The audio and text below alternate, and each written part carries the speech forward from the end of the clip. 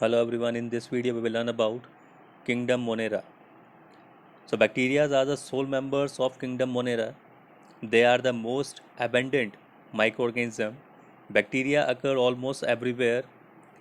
Thousands of bacteria we can found in a handful of soil. And also they can live in the extreme habitats such as the hot spring, desert, snow and deep ocean where other animals are not able to survive.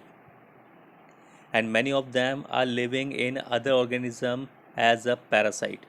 Now we have four categories of bacteria on the basis of their shape. That means we are dividing the bacteria on the basis of their shape in four major categories.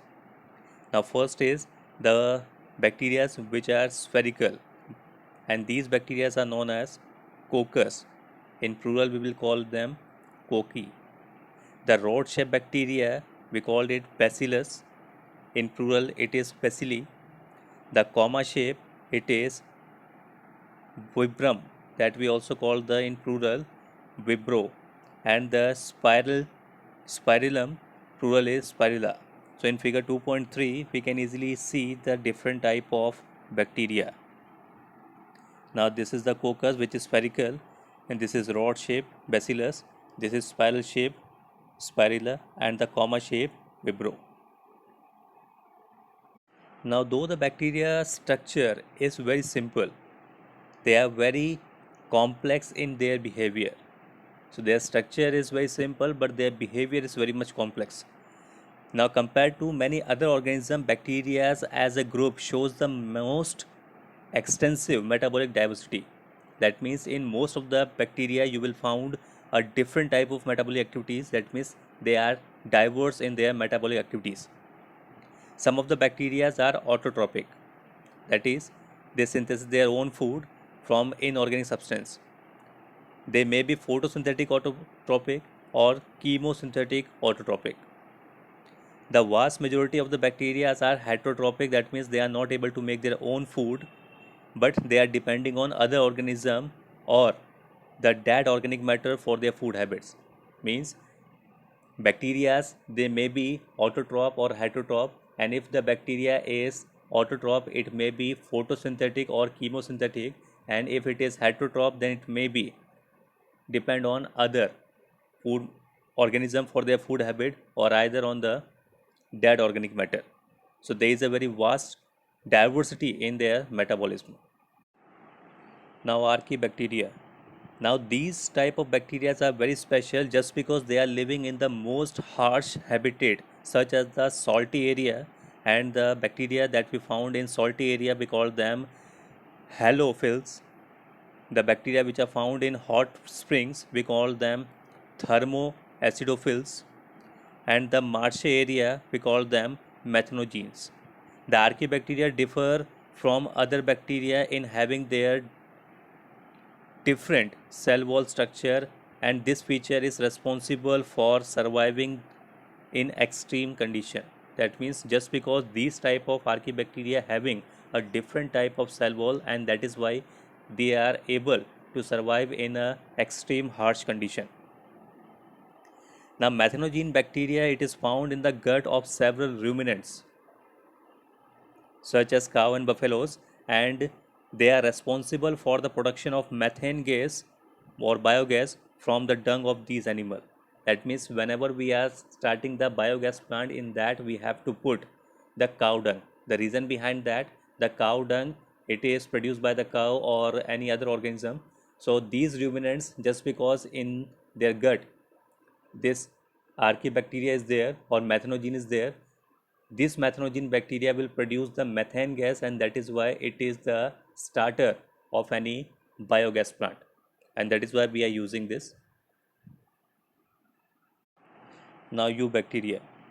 So there are thousands of different eubacteria, and these eubacteria are also known as true bacteria. Now the reason behind that, they are characterized by the presence of a rigid cell wall. So they have a rigid cell wall, and if they are motile they contains a thread-like structure that we called flagellum. The cyanobacteria that we also refer as the blue-green algae, it have a chlorophyll A which is similar to the chlorophyll which is present in green plants, and they are photosynthetic autotroph. Now the cyanobacteria are unicellular, they may be colonial or they may be filamentous, marine or terrestrial algae. That means they can be unicellular, they can be in colony, or it may be filamentous and they can found in marine water or in the terrestrial also. Now, if these bacteria are found in colonies, then they are surrounded by a gelatinous sheath. That means a gel-like sheath is present around them. They often cause the blooms in the pond water. That means whenever they are growing in abundant form, it will produce a bloom in the pond water or any water bodies. Some of these organisms can fix atmospheric nitrogen by a special cell called the heterocyst. Example, nostoc and anamina. That means these nostoc and anamina or these type of microbacteria having a special cell called the heterocyst, and by which they are able to fix the atmospheric nitrogen into nitrogenous compound. So in this diagram we can see this is the heterocyst, and this heterocyst is able to fix the atmospheric nitrogen into nitrogenous compound, and also they have a mucilaginous sheath, that means a gel like sheath which is around them. Now if we talk about the chemosynthetic autotrophic bacteria, in that case these type of bacteria are able to oxidize various inorganic substances such as nitrate, nitrite, ammonia, and these are using them to production of ATP molecule. That means by oxidizing these inorganic materials, they will convert them into energy and they will produce the ATP. Now they also play a very important role in the nature by recycling the nutrient like nitrogen, phosphorus, iron, sulfur, and other thing also. Now when we talk about the heterotrophic bacteria, so these bacteria are most abundant in nature and most of them are decomposers. Many of them are very much important for the human beings. For example, they are used for making the curd from milk, production of antibiotic, fixing of nitrogen in legume, root. Now some of the heterotrophic bacteria are pathogens and they are causing damage in different type of animal including human being also. So in human beings, crops, farm animals and pets, they are causing different type of disease. For example, cholera, typhoid, tetanus, citrus canker, they are the well-known disease that we can easily see in our day-to-day life. Now these type of bacteria are basically reproduced by the process of fission, and this fission, in this the microorganism is divided into two parts. Now some of time under the favorable condition they are producing the spore, and they also reproduce by the short of sexual reproduction by adopting a primitive type of DNA transfer from one bacteria to another. That means they can reproduce by sexual mode also, in which they are accepting the DNA from other bacteria. Now mycoplasma are the organisms that are completely lack of cell wall. That means these bacteria or these type of organism do not contain any type of cell wall, and they are the smallest living cell known, and they can survive without oxygen.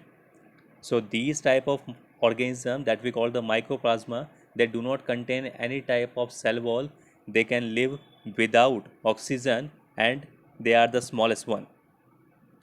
And many mycoplasma are basically the pathogenic in animals and plants. So most of the mycoplasma are harming the other organism.